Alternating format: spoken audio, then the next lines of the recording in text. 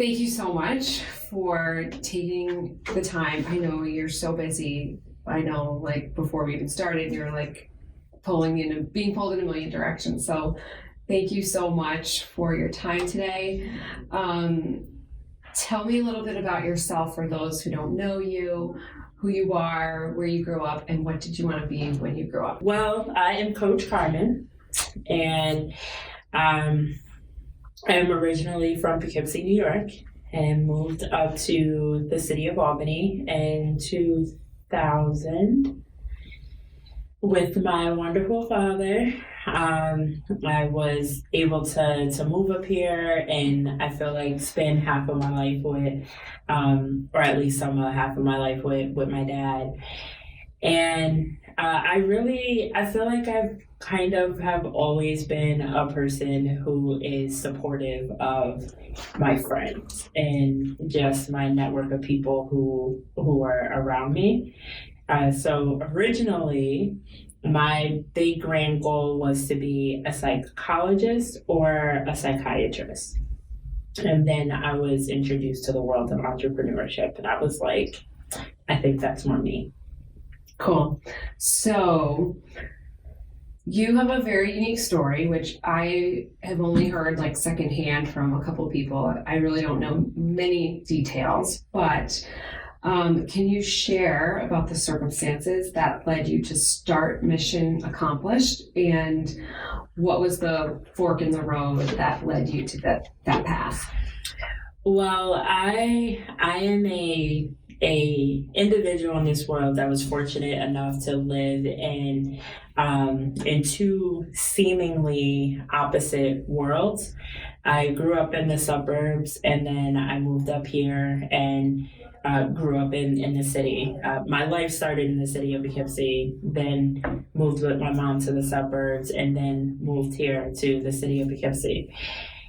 And living in the suburbs and the city, once I grew into my young adulthood in my 20s, I really realized that they weren't really that different, right? So you have in the city or urban communities where you have parents or guardians who are working their butts off 2 and 3 jobs to make sure that their family has a roof over their head and the resources that they need and they want. It's really no different from that parent or guardian in the suburbs who's working one job that requires 60 or 80 hours of your time.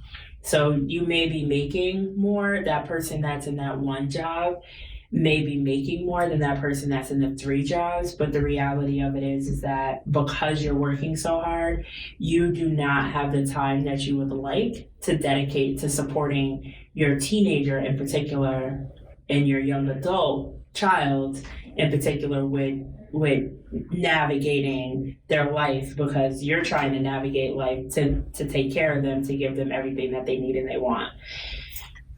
And I was fortunate enough to have people who really took a liking to me in both worlds and supported me while going through a very rough time in my life, and realized that I was worth way more than I thought that I was worth at that time. And they made it their conscious decision to support me with transitioning into a better lifestyle. They knew that I shouldn't have to, my future shouldn't have to be as a result of my circumstances at that time. And they didn't have to do that. You know, they had children or nieces, nephews. They had their own biological family that they could have been taken care of. But here's this kid who's lost, and I had an incredible amount of loss.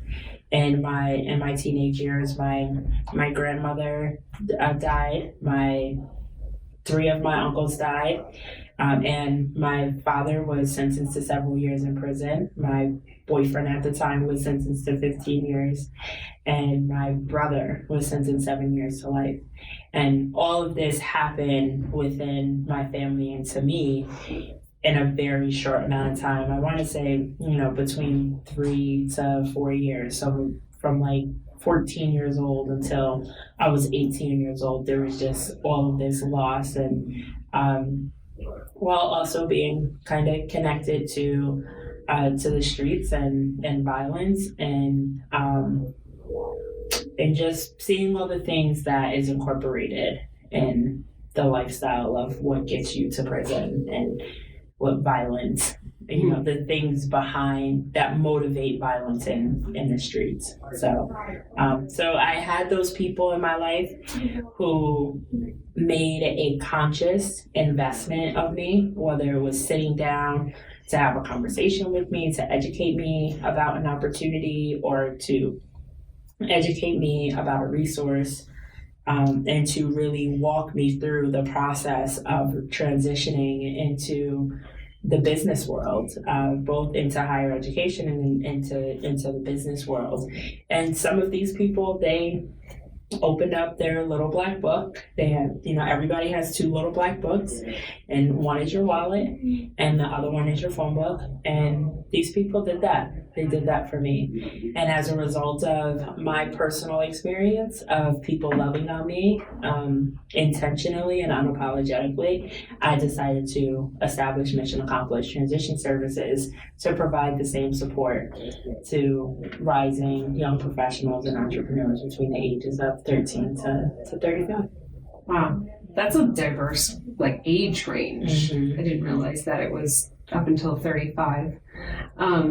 So where along this journey did you go to school? Because I know you have an education, you have a background. I think you went to SUNY, Albany. Mm-hmm. Where in that journey of starting Mission Accomplished, were you in school, or was Mission Accomplished after you graduated? Mm-hmm. In undergrad, while I was at Sage College of Albany, I came up with the concept of Mission Accomplished.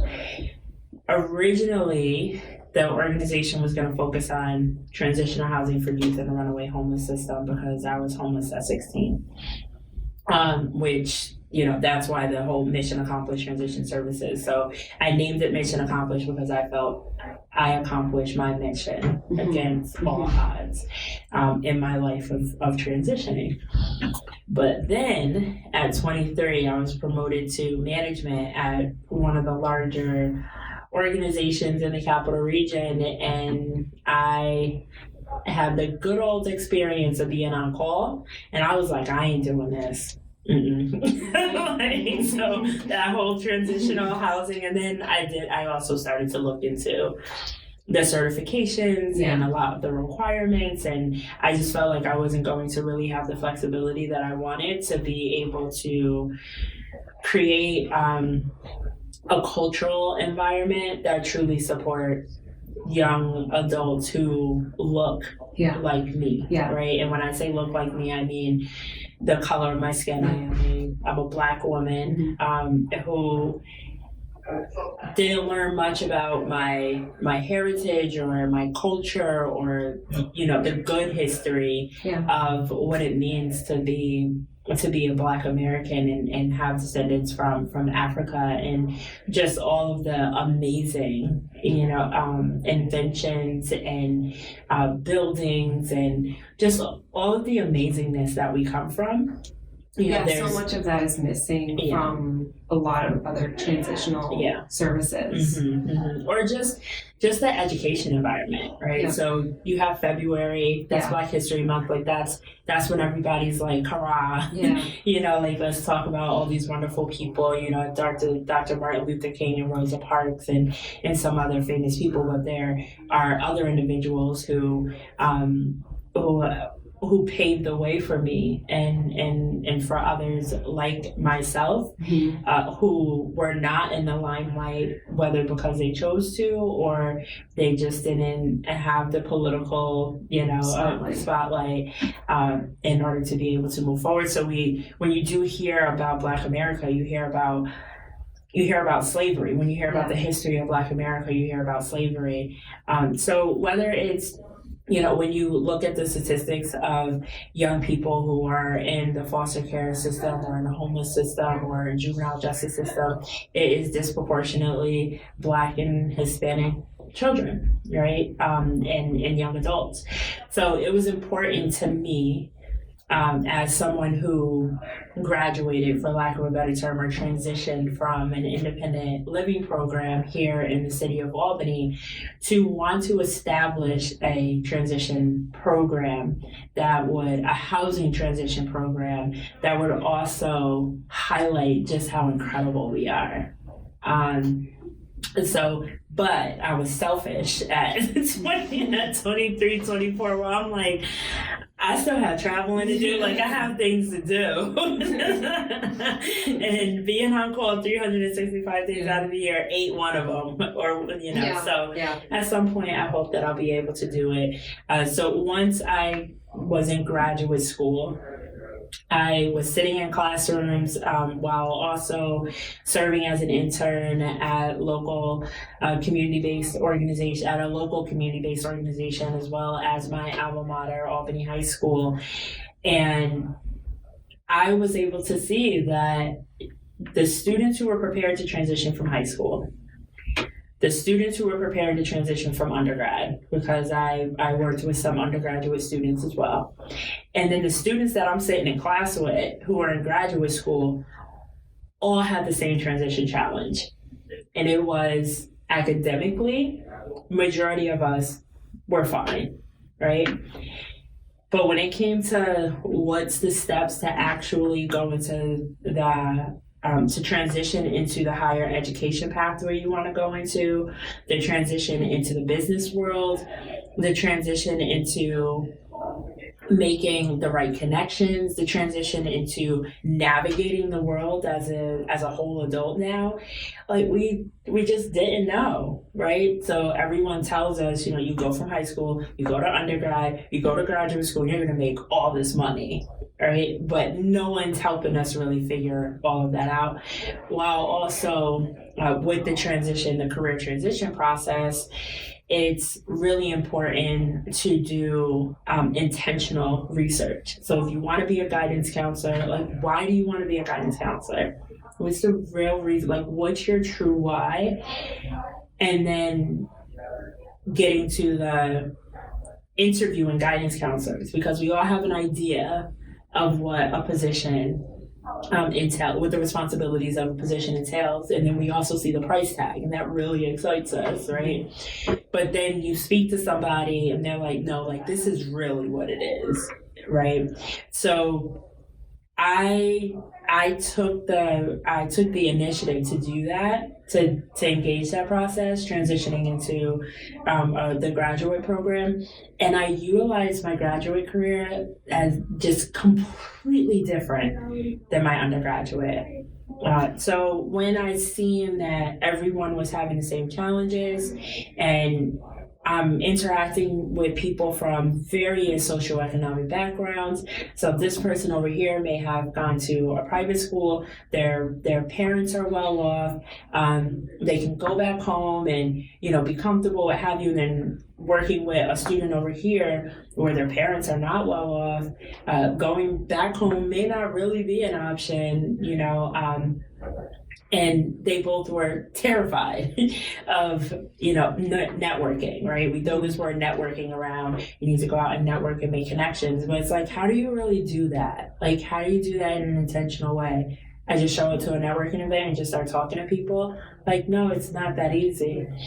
So I decided to establish an organization that would really help people with navigating that process. And when I say process, I mean from the research piece to the networking piece to the identifying professional development opportunities, whether they're conferences or networking events, workshops, or even hiring a coach, right? A career coach. But what does it mean for you? So with Mission Accomplished, the question is, what career are you interested in? And then what does it mean for you to transition into that career? Like, what does that really look like? Right? And you can't create that path in an hour conversation. No. Yeah. So students, they'll come to you and they're basically coached by somebody into their career field? Is that basically the gist of the program? Okay, cool. Right now, we're very heavy group coaching. So it's between 2 to 15 students in a class. And when I say student, that's not just our high school age student, that's also the individuals who are up to 35. And so we have 2 to 15 individuals that's in a class. They all have an interest in a particular industry, but they may have a passion for different career paths. Okay. Our role is to first educate them about the industry. Okay. And then start to focus on the various career paths that they can go into. Okay. And then we start to connect them to the people who are actively working in that industry if they show that they're ready. So we don't just connect everybody. They have to show that they're ready and are going to take initiative for their own lives as well. Yeah. So, like, in my limited research of you and Mission Accomplished, so you're a 40 under 40 recipient, and you're also an adjunct professor at the School of Social Welfare and also Siena. I think maybe that was from the past. How did you, or how do you still not let your setbacks define you now? Well, they define me every day because Mission Accomplished happened because of my setbacks, right? So when I wake up every day, I'm reminded of what my circumstance was. And when I say circumstance, I mean the circumstance of being homeless, and my circumstance of living in the suburbs and having all the resources and being able to navigate both of those worlds, right? So,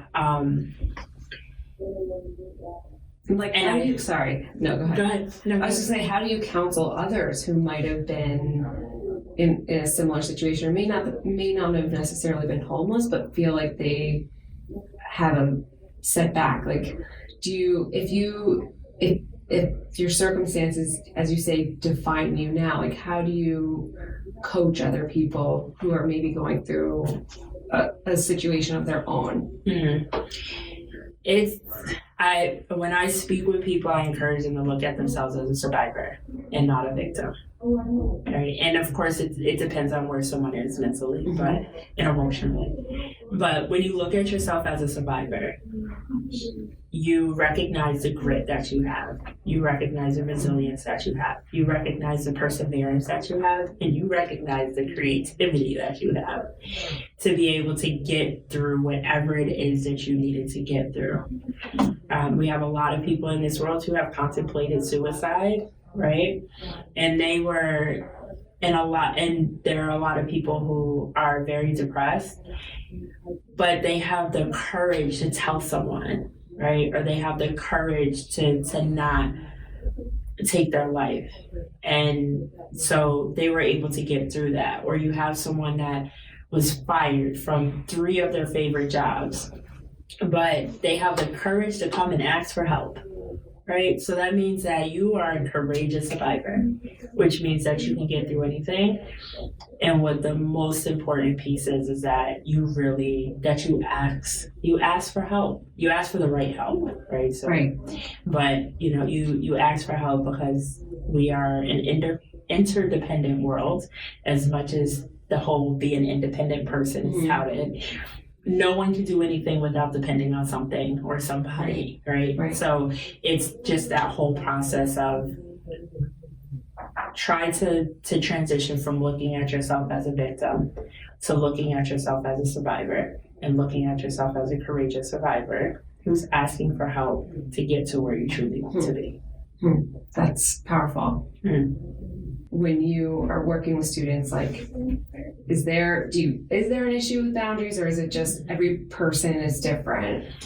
Every person is different, and I have grown out of my overstepping boundaries self. Because of course, when I first started out, I was like, I can save the world. Like I was able to get through the whole like career transition of like, I know what I want to do and now I'm doing it. Right. So I was able to kind of figure out, well, more than kind of, I was able to figure out the formula. Right.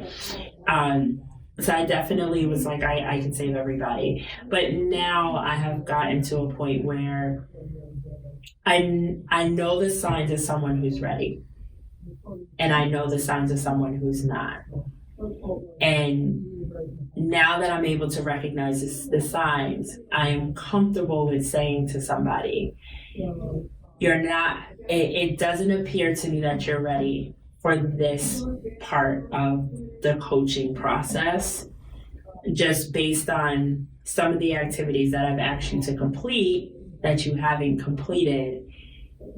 So I would like to work on that part with you, because what's your mindset around completing these particular things? Is there fear that's associated with you being able to achieve these goals that you set for yourself?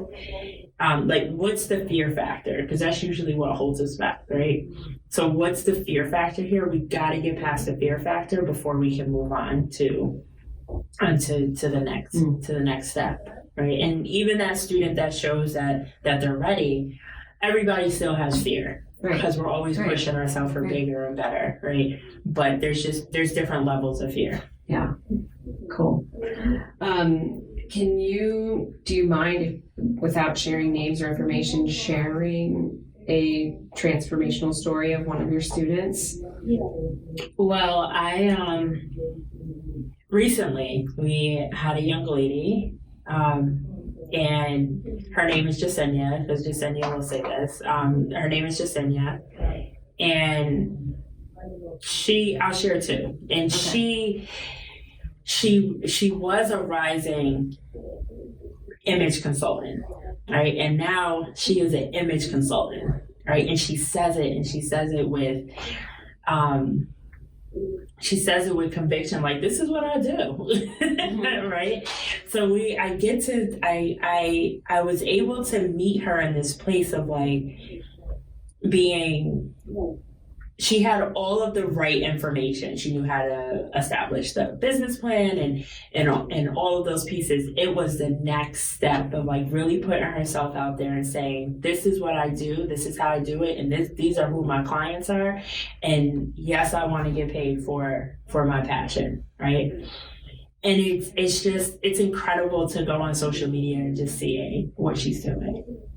Like it's exhilarating for me to see like when she's posting tips, like wardrobe tips and wardrobe hacks. And she wasn't doing that before she started our Fashion Edition Institute in March of this year. Like, she's a completely different person, you know? Awesome. And it's just, there's nothing better than that for me. In this line of work that I do. And then there's a gentleman by the name of Eugene. So Eugene has his own company. He's he does embroidery and screen printing, and he's been running his company. He was running his company 6 years before he got to us, right? So he already had the skills, but his next step was to actually learn garment construction. And he participated in the Fashion Edition Institute as well. And he came in, he hadn't produced, he hadn't constructed a garment himself. And in September, he launched his line, or did a debut of his line at one of the largest fashion shows here in the capital region. You know, there was at least 1,000 people that was in the seats. And like he did that, right? Like, he came in with a goal in March of, I want to learn garment construction. And we coached him. Well, I was paired with him as his coach, but coached him through some of the goals that he wanted. One of those goals was be connected with a seamstress, right? So one of our partners, Fatima Bay. Fatima was our first podcast guest. Yeah, I love Fatima. She has all the energy. Yeah. But connected him with Fatima, and she helped him with learning garment construction, and now he's gonna launch his line in 2020. What's his line called? Made in Truth Clothing. Okay. And this is something that he had been wanting to do for 6+ years. And in the matter of 11 weeks, we were able to support him. We felt comfortable with that. Mm-hmm. I have chills. That's awesome. Yeah. That's so awesome. Yeah. So what would you say to that person who's listening, who is struggling right now, and they feel like they're in a hopeless situation, but they have that dream? Just go for it.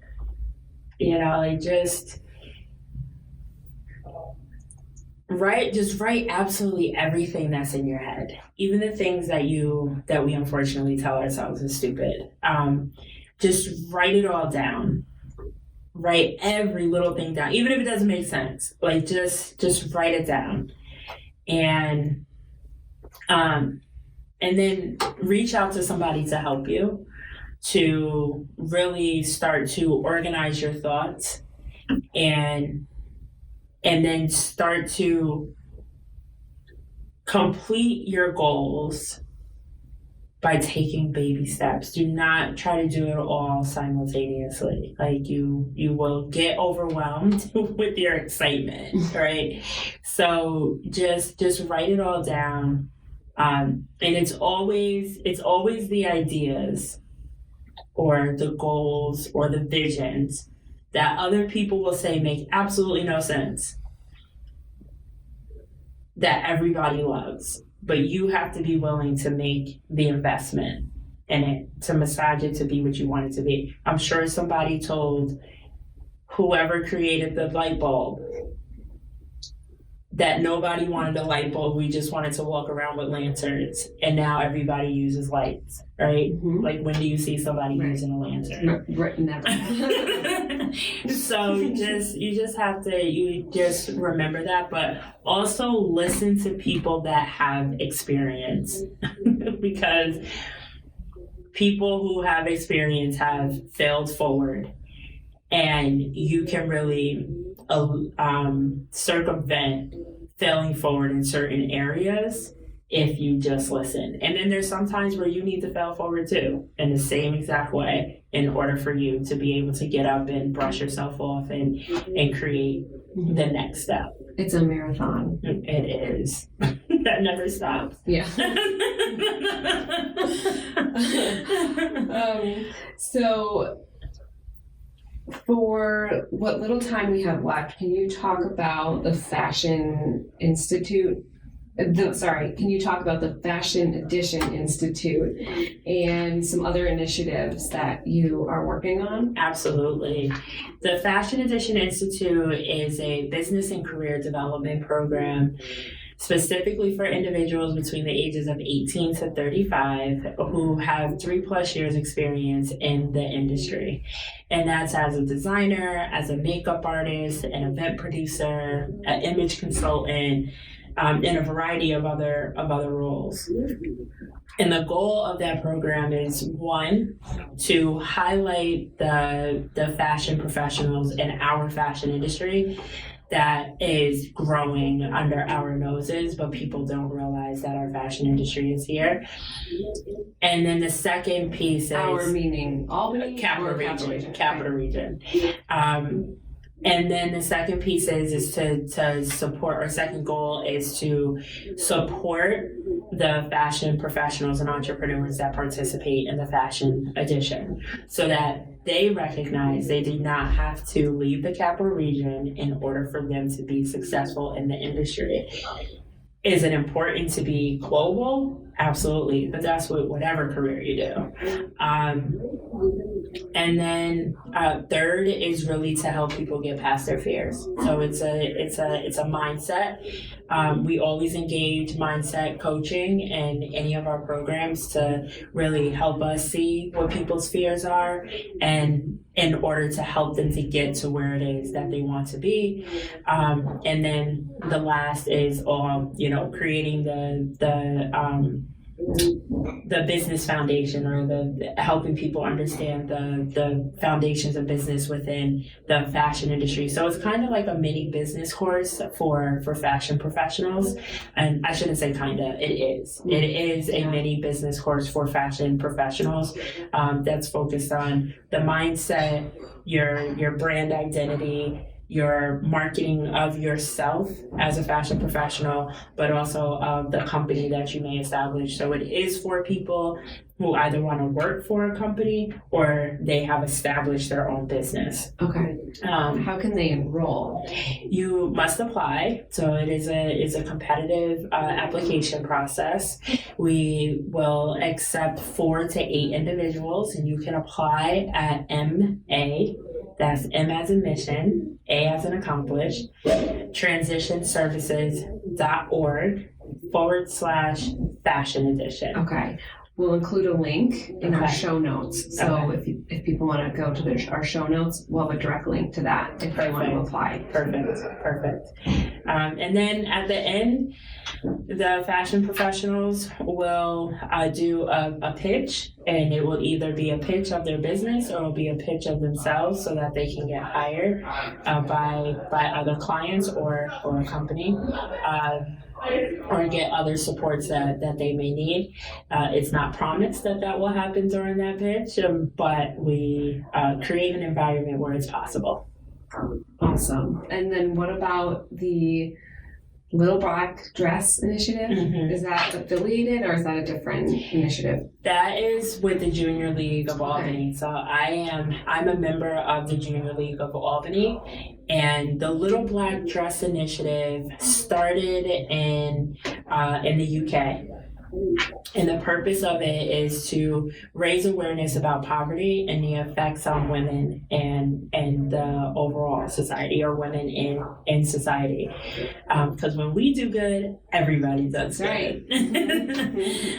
So it is a way to raise awareness and also raise funds. And what you do during this time is you wear the same black dress or outfit for 5 days. So from Monday through Friday. Okay. Is this something that you would like to sign on? Awesome. Yes. Awesome. Amen. All right. So I am happy to know that you're going to be a part of my team. You are now the 11th person. My goal was 10 people. So the 11th person, and we're going to make it fun. We'll, accessorize what we're going to wear and what have you. So I really appreciate that. Cool. But if you look up Little Black Dress Initiative, you will find it. Okay. You will find it. But definitely look for Junior League of Albany. Okay. If you have an interest in either wearing a little black dress and or making an investment, all of the funds will be invested in the Rockwell Scholarship that is provided to young women through the Junior League of Albany. So your time and your money will be invested in a good cause to help young ladies with continuing their education. Love it. What do you do typically for lunch, Carmen? So it depends on if lunch is at 12 or if lunch is at 4. I totally relate. Yes. But there are times where I will sit in my office and I will meditate. And there are other times where I am eating and I am working. And now I can put on my list that I'm doing a podcast. Nice. And sometimes I'm working, just working, no food. So it really depends on the day and how, the responsibilities and the tasks start to grow their own personality that I need to tame. Yeah. What's the best way for people to contact you, like on social media or wherever? I can be found on Facebook, Instagram, Twitter, and LinkedIn at Coach Carmen 5. Coach Carmen and the number 5. Okay. Yes. Yeah. Cool. And I can also be reached by phone at 518-207-0209. Okay. So on social media, it's at Coach Carmen 5. That's the number 5.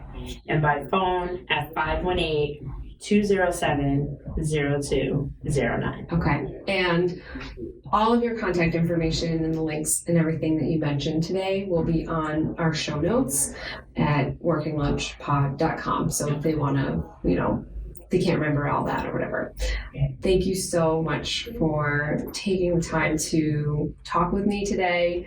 And I'm looking forward to working with you in the future with the little black dress. And thank you. Awesome. Thank you. I really appreciate you valuing my voice and wanting to share with the masses. We have to support each other. Teamwork makes the dream work. For sure. Yeah. So where passion meets purpose. I love it. That's the best way to end. Thanks, Carmen. Take care. That was Carmen Duncan, founder of Mission Accomplished Transition Services. Visit our show notes at workinglunchpod.com for links, photos, and the video of our interview. Follow us on Instagram, we're at workinglunchpod, and if there's someone who you would like to be featured as a guest, you can send us a DM or email us at workinglunchpod@gmail.com. We'd love to hear from you. Thank you so much for listening to Working Lunch, and also thank you for subscribing. We really appreciate your love and support. And remember, your biggest strength is who you are.